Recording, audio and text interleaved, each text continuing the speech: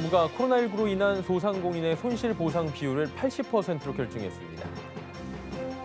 토스뱅크가 연간 대출 한도를 절반 가까이 소진하며 대출 중단 위기에 놓였습니다.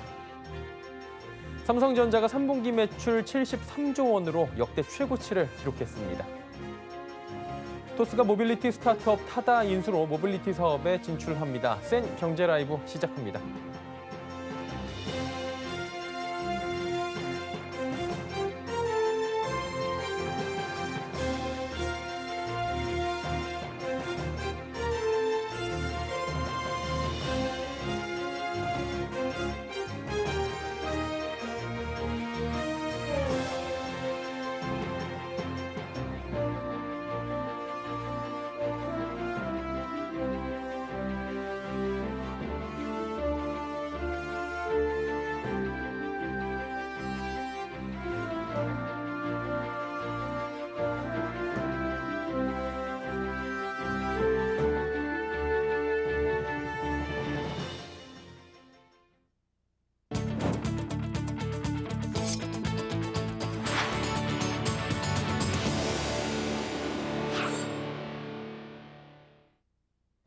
시청자 여러분 안녕하십니까? 센 경제 라이브 서정덕입니다.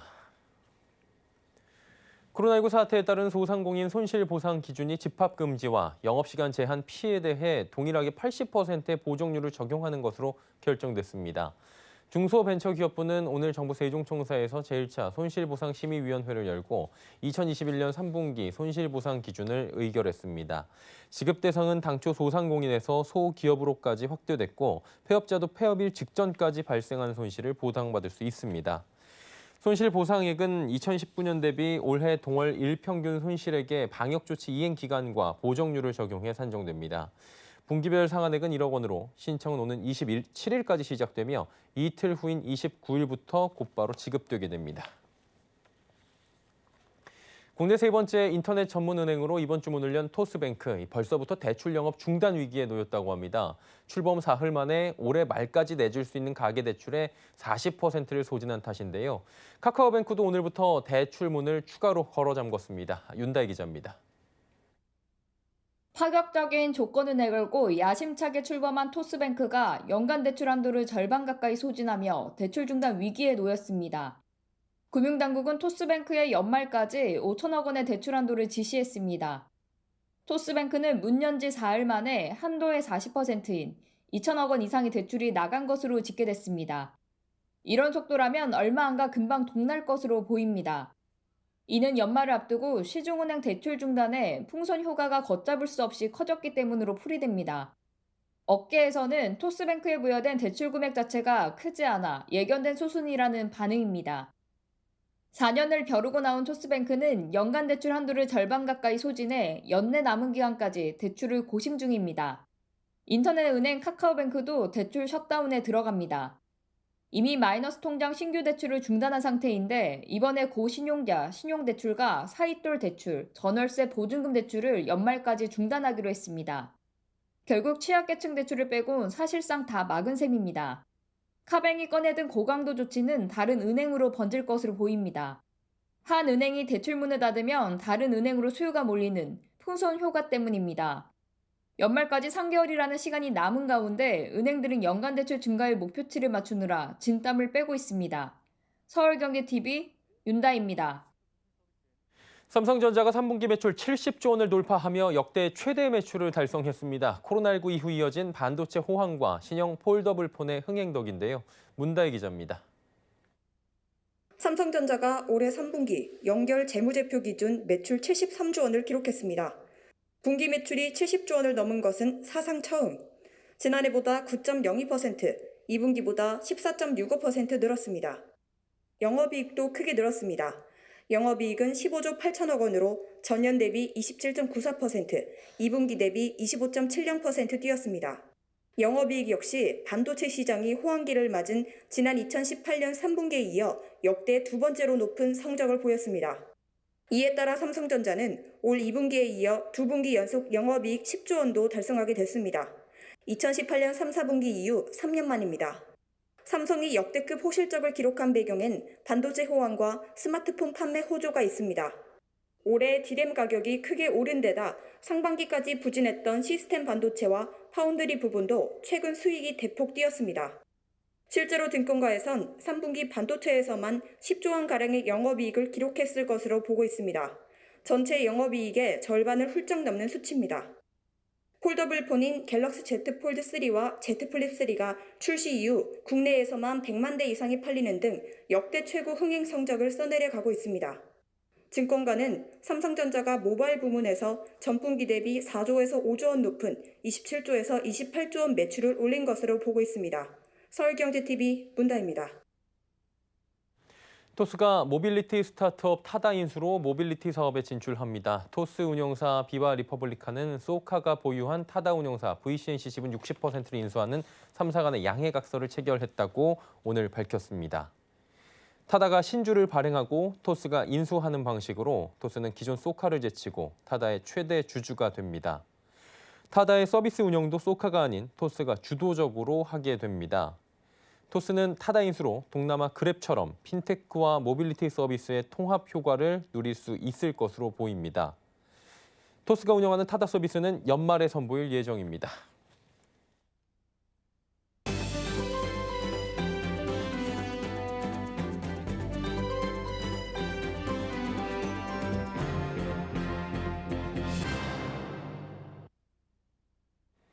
정의선 현대차그룹 회장이 오는 14일 취임 1주년을 맞습니다. 회장 취임 이후 미래 모빌리티 기틀을 마련하기 위한 광폭 행보를 보였는데요. 실적과 신사업 확대로 경영 능력을 입증했다는 평가입니다. 정의선 회장의 지난 1년간을 정세미 기자가 짚어봤습니다. 인류의 자유로운 이동과 풍요로운 삶을 위해 세상에서 가장 혁신적이고 신뢰할 수 있는 자율주행 기술을 개발하여 고객에게 새로운 이동 경험을 실현시키겠습니다. 지난해 정의선 회장이 전 세계 그룹 임직원에게 보낸 영상 취임 메시지입니다. 이날 정 회장이 강조한 인류와 미래, 나눔 등 그룹의 혁신은 현실이 됐습니다.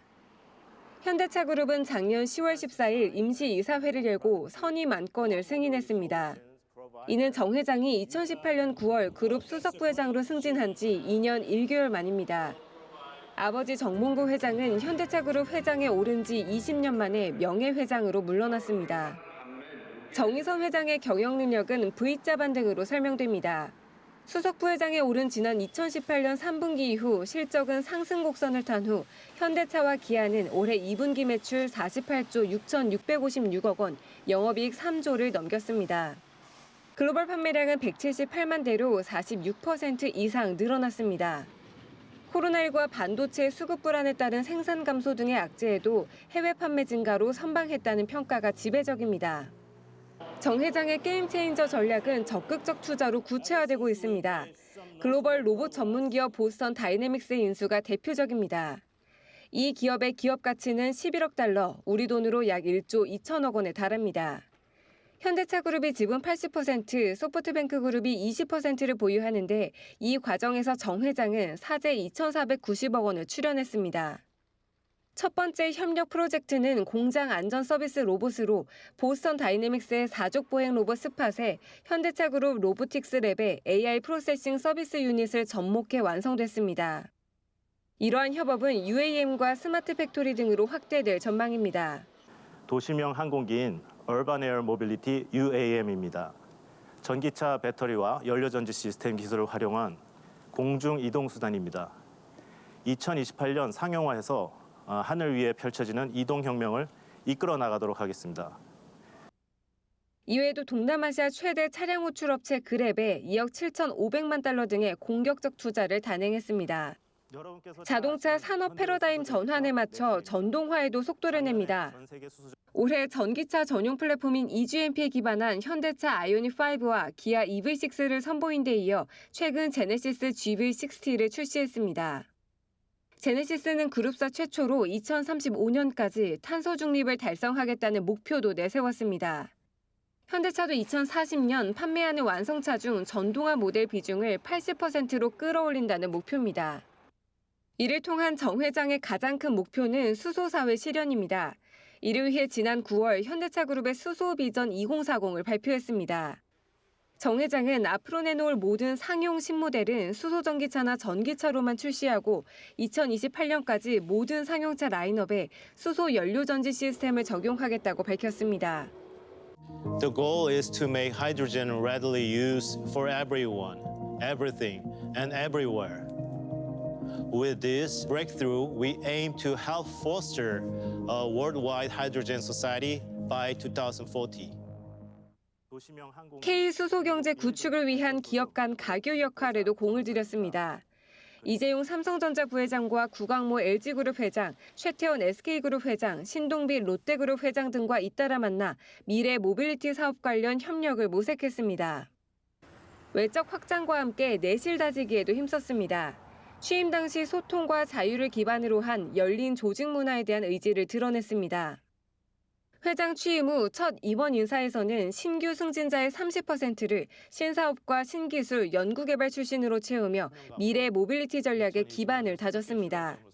또한 3년 연속 노사임금 단체 협상 무분규도 리더십의 성과로 꼽힙니다. 다만 기업 전환에 앞서 풀어야 할 당면 과제도 산적해 있습니다. 가장 급한 일은 반도체 수급난 해결입니다. 코로나19와 반도체 부품난으로 올해 국내외 공장 가동 중단이 반복됐기 때문입니다. 지배구조 개편도 해묵은 과제로 꼽힙니다. 현대차그룹은 국내 10대 그룹 가운데 유일하게 순환 출자 구조를 해소하지 못했습니다. 이외에도 입장차를 좁히지 못한 중고차 시장 진출 문제와 중국 시장 재건, 서울 삼성동 글로벌 비즈니스 센터 건립건도 풀어야 할 숙제입니다. 서울경제TV 정세미입니다. 최근에 비트코인이 54,000달러를 돌파하는 등 지난 7월을 기점으로 꾸준한 반등세를 보이며 추가 랠리에 대한 기대감도 커지고 있습니다. 특히 역사적으로 가상화폐가 10월에 강세를 보여왔다는 점도 이 같은 기대감을 더하고 있다고 하는데요. 배요한 기자가 전해드립니다. 8일 오후 기준 글로벌 암호화폐 거래소 코인마켓캡에서 비트코인은 54,000달러, 이더리움은 3,600달러 선에서 움직였습니다. 9월 내내 4만 달러 초반에서 횡보하던 비트코인 가격은 10월 들어 5만 5천 달러를 돌파하는 등 5만 달러 안착에 성공했습니다. 전문가들은 역사적으로 10월에는 암호화폐 가격이 강세를 보여왔다며 추가 상승 가능성을 점치고 있습니다. 암호화폐 업계에 따르면 2013년 이후 매년 10월 중 비트코인 가격이 상승세를 보인 횟수는 10번 중 7번에 달하는 것으로 나타났습니다. 10월에는 70% 확률로 상승세를 보였다는 분석입니다. 암호화폐 업체인 크라켄은 10월 비트코인 가격이 다른 달보다 평균 13% 더 높게 마감되는 경향이 있다고 설명했습니다. 암호화폐 엉원론자로 알려진 데이비드 곤슈타인은 대형 은행 등 기관 투자자들이 잇따라 암호화폐 시장에 진출하고 있다며 연내 비트코인이 10만 달러, 이더리움이 1만 달러를 돌파할 것이라고 예상했습니다. 특히 미국의 증권감독기관인 SEC가 비트코인 상장 지수 펀드를 연내 승인할 가능성도 있어 비트코인 등 암호화폐 랠리는 당분간 지속될 것이라는 전망도 나옵니다. 서영경제TV 배현입니다. 미국 인플레이션 우려에 부채 한도 협상 결렬에 따른 디폴트 우려까지 커지며 글로벌 증시가 요동쳤습니다. 코스피 역시 6개월 만에 3,000선이 무너졌는데요. 한 주간의 증시 흐름 앵커 리포트에서 전해드립니다. 현지 시간 7일 척 슈머 미국 민주당 상원 원내대표가 부채 한도 일시 증액에 합의했다는 소식을 밝히며 법안 표결을 언급했습니다. 이번 합의안에는 부채 한도를 오는 12월 3일까지 4,800억 달러 상향하는 내용이 담겼는데 이에 간반 미국 증시가 일제히 상승 흐름을 이어갔습니다. 하지만 오늘 코스피는 글로벌 증시와 상승 흐름을 함께하지 못하며 2,950선에 마감했습니다. 최근 글로벌 증시는 국제 유가와 천연가스 등 원재재값 급등에 따른 인플레이션 우려와 미 국가 부채 한도 협상 결렬에 따른 디폴트 우려가 커지며 연일 변동성을 키워왔습니다. 이에 국내 증시 역시 2,900선 부근까지 하락하며 연일 급락세를 보였고 전일 디폴트 우려가 완화되며 잠시 반등에 성공했지만 지속적인 상승 흐름을 이어가진 못하고 있는 상황입니다. 이에 이번 주 코스피는 2.08% 내린 2,956.30포인트에 마감했고 코스닥도 2.96% 내리며 953.11포인트에 장을 마쳤습니다. 한 주간 수급 동향을 살펴보면 코스피는 개인과 기관이 동반 매수에 나섰지만 외국인 대량 매도에 지수가 무너졌고 코스닥은 개인이 매도했고 기관과 외국인이 동반 매수했습니다. 이번 주에도 시가총액 상위 종목들의 하락폭이 컸습니다. 특히 삼성전자는 3분기 역대 최고 실적인 73조 원의 매출을 기록했다고 공시했습니다. 영업이익 역시 역대 두 번째인 15조 8천억 원을 기록했는데 주가는 오히려 하락 마감했습니다. 증권업계는 미국 부채 한도 협상 기한 유예로 증권시장 부담이 일부 완화됐지만 글로벌 공급망 차질과 중국 부동산 리스크 등의 악재가 여전히 상존하고 있는 만큼 변동성 장세가 지속될 것으로 전망했습니다. 특히 높아진 인플레이션 압력이 전력 수요 성수기인 겨울에 지속될 수 있는 만큼 비철금속, 상사, 가스와 유틸리티 등에 대한 관심을 전했습니다. 서울경제TV 서정덕입니다. 코로나19 백신 접종률이 빠르게 올라가며 해외여행 상품 판매가 기지개를 켜고 있습니다. 참 좋은 여행은 1년 10개월 만에 유럽 여행 상품을 판매한 결과 5일부터 7일까지 3일 동안 851명이 예약한 것으로 집계됐다 밝혔습니다. 코로나19 이전인 2019년의 47%에 해당하는 수준으로 지난해엔 코로나19 여파로 3명에 불과했습니다. 어제 괌 여행 상품을 판매한 올마이 투어의 라이브 방송에는 12만 명의 시청자가 몰려 2천여 건에 달하는 상품 문의가 들어와 당초 예상의 2배가 넘는 매출을 기록했습니다. 이는 백신 접종 완료자의 격리 면제 조치로 해외여행돌의 걸림돌이 사라진 영향이란 분석이 지배적입니다. 늘어난 신용카드 사용액의 10%를 사실상 현금으로 돌려주는 상생소비지원금, 이른바 카드 캐시백을 837만 명이 신청한 것으로 집계됩니다. 카드 캐시백은 월간 카드 사용액이 2분기 월 평균 사용액보다 3% 이상 증가 시 초과분의 10%를 캐시백으로 환급해주는 제도입니다. 출생연도 뒷자리 숫자에 따라 신청하는 오부제는 오늘까지만 진행하고 내일부터 누구나 신청 가능합니다. 시행 기간은 이달부터 2달간입니다. 1인당 월별 10만 원 한도입니다. 서울 모터쇼가 전동화와 자율주행 확산 추세에 발맞춰 서울 모빌리티쇼로 이름을 바꿉니다. 서울 모터쇼 조직위는 오늘 오전 서울 자동차회관에서 회의를 열고 서울 모터쇼의 명칭을 서울 모빌리티쇼로 변경하기로 의결했습니다. 내연기관 중심의 한계를 벗어나 탄소 중립을 위한 전동화와 자율주행, 도심 항공 모빌리티, 로봇 등 새로운 모빌리티 분야로의 확장을 반영한다는 취지입니다. 이에 따라 조직위는 전시를 자율주행과 IT 융합기술, 인포테인먼트, 전기차와 수소차 등 첨단 기술과 친환경 모빌리티 중심으로 구성할 예정입니다. 한편 서울 모빌리티쇼는 오는 11월 25일 프레스데이를 시작으로 12월 5일까지 총 11일 동안 경기도 고양시 킨텍스에서 열립니다.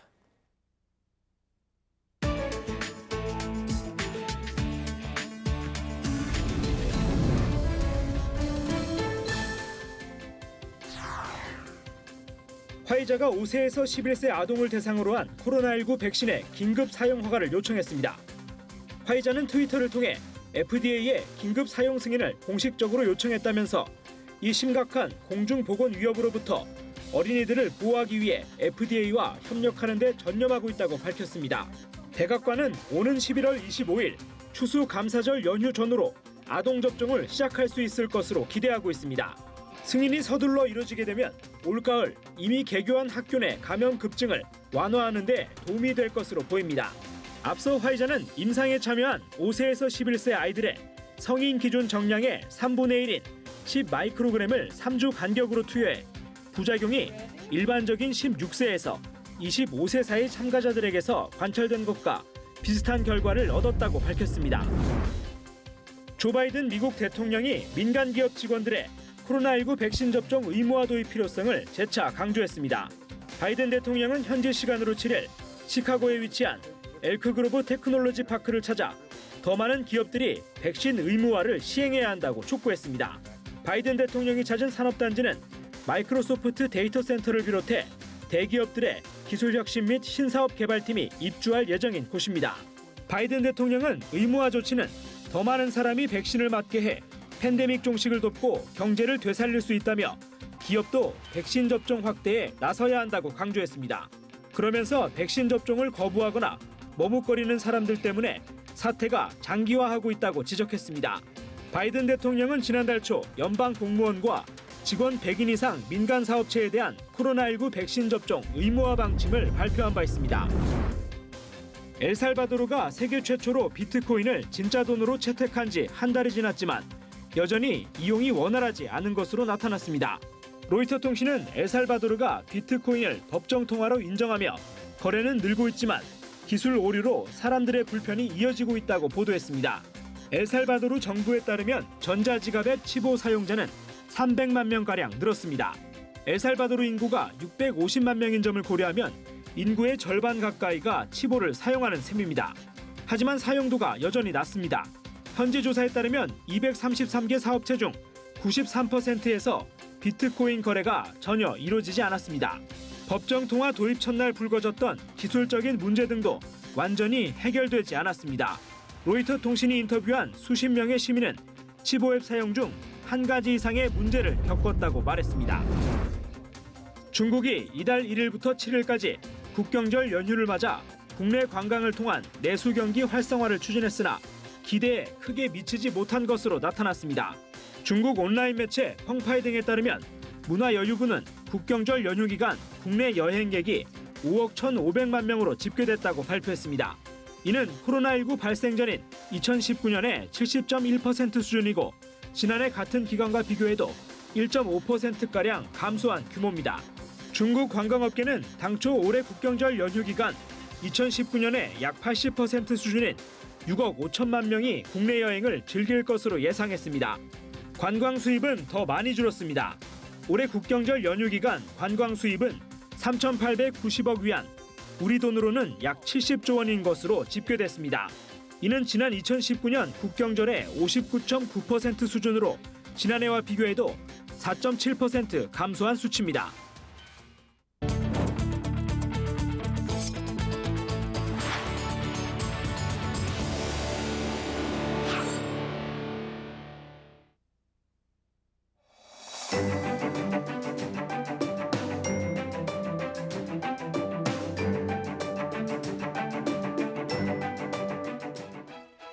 안녕하세요. K웨더 라이프스타일 예보 김단비입니다.